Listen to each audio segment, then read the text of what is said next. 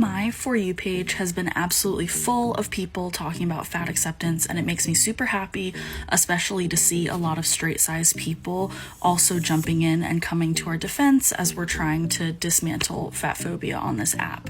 I just wanted to add a little note because I'm seeing a lot of straight-sized people revolve their argument around this idea of health.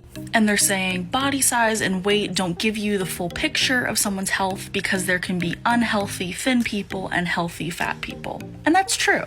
But this emphasis on the idea that there are healthy fat people and that's why we need to dismantle fat phobia is bad. And not even diving into the fact that healthy versus unhealthy are very loaded, complicated terms. Some fat people are unhealthy, and that's okay. We all still deserve to live in a world without fat phobia. Let's talk numbers, shall we? When a thematic analysis was conducted of 21 different studies within the U.S. National Library of Medicine, these studies confirmed the 10 following themes within fat patients: contemptuous, patronizing, and disrespectful treatment, lack of training, ambivalence, attribution of health issues always to excess weight, assumptions about weight gain, barriers to healthcare utilization, expectation of differential healthcare treatment, low trust and poor communication, avoidance or delay of healthcare services, and doctor shopping. The assumption that a fat person's healthcare problems are always related to their weight allows many underlying conditions and potentially dangerous diseases to go undiagnosed. A perfect example of this is Jen Curran, who was experiencing severe symptoms but was told by her doctor simply to lose weight. She was refused other treatment. Jen Curran ended up having bone marrow cancer. Fat phobia kills.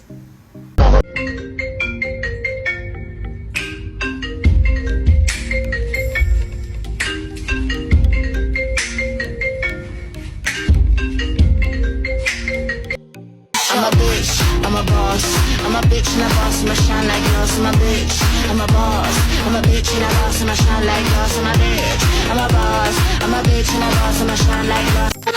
I'm a bitch, I'm a boss.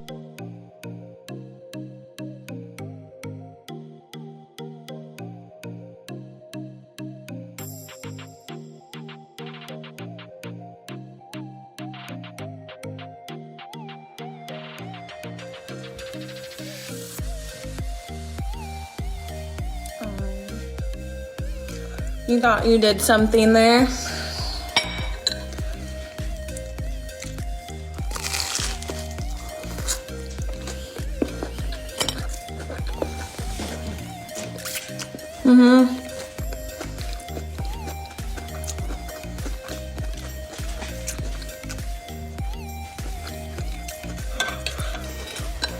I do eat.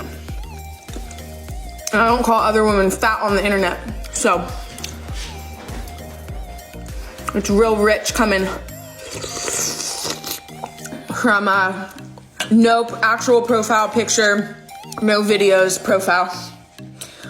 I think someone's a little upset about their own body. And it shows.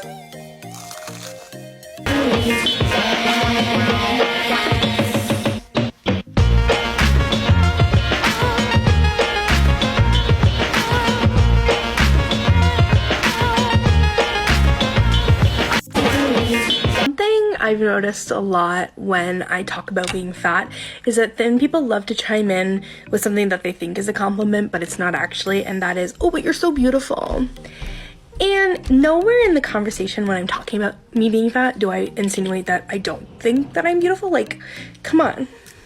I know I'm a very attractive human being, but I'm also a fat human being. Like, that's just my body type. That's just me. So I think when people say, oh, you're so beautiful, they're assuming that the word fat is synonymous with the word ugly, which is not true and which has been used in the past, but we need to start moving on from that where fat equals ugly or ugly equals fat, because that's just a body type. You can absolutely be a beautiful human being, but also be a fat human being. So thin people, if you are using that compliment, try a different approach to these conversations, and understand that a lot of times fat people just like talking about being fat, and it's not saying that they're... These comments really make me laugh. Here I am making plans for hits, WEC, Equine Affair, trailering down to ride with Philip and Will, and these haters have probably never even ridden outside of whatever backwoods hillbilly town they ride in, if they've ever even ridden a horse at all. So you guys just keep hating. I'm gonna keep being 100% fabulous and kicking your asses in everything I do. But have a nice day. These comments really make me laugh. Here I am making plans for hits, WEC, equine affair, trailering down to ride with Philip and Will. And these haters have probably never even ridden outside of whatever backwoods hillbilly town they ride in, if they've ever even ridden a horse at all.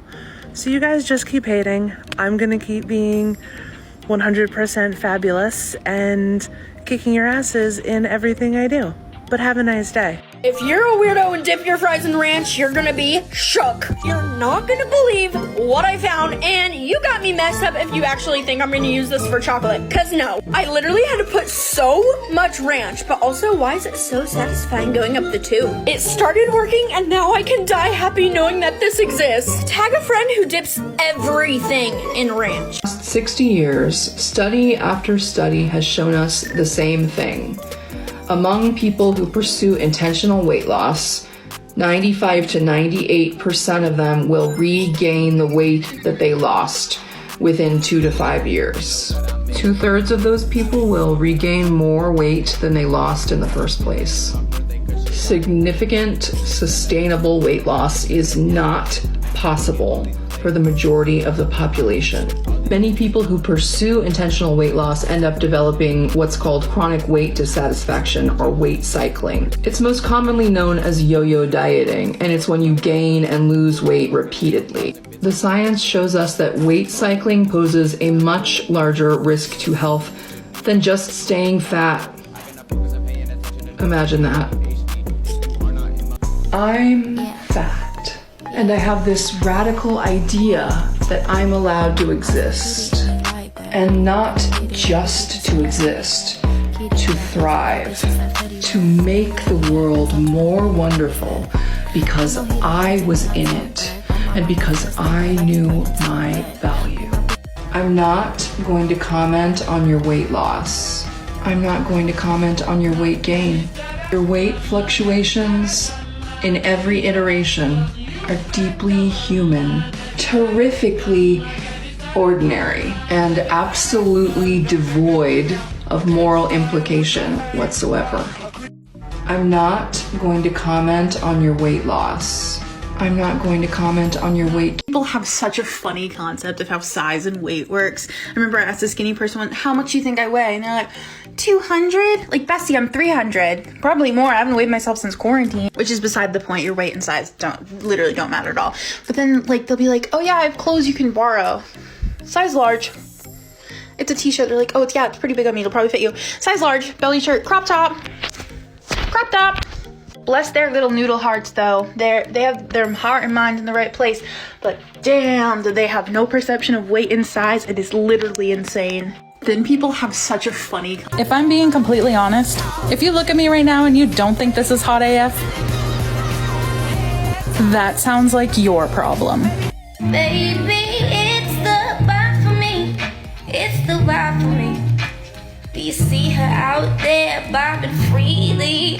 Stiff wear, woo, stiff wear. Baby, it's the...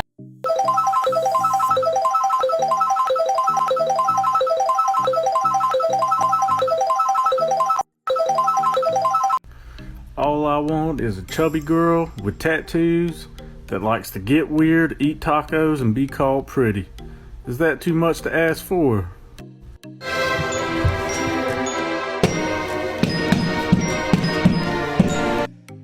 Fat bitch, what do you weigh, like 200 pounds? There's no way you think I'm that skinny. Are you flirting with me?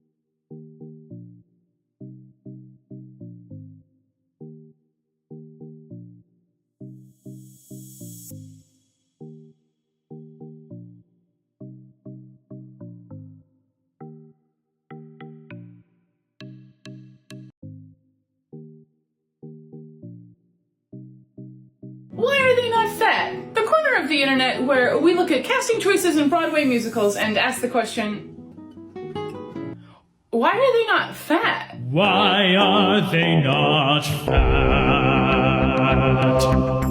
Did you ever think, why is Princess Fiona only fat when she's an ogre? Did you ever think about why the only evidently fat puppet in Avenue Q is a monster who's like a gross prevert? I said a prevert instead of pervert.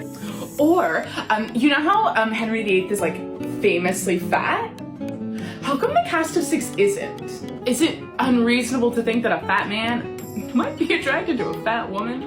I know I'm talking largely in stereotypes and generalizations here, but these are the same kinds of generalizations we use to justify casting thin women in these roles. Did you ever question?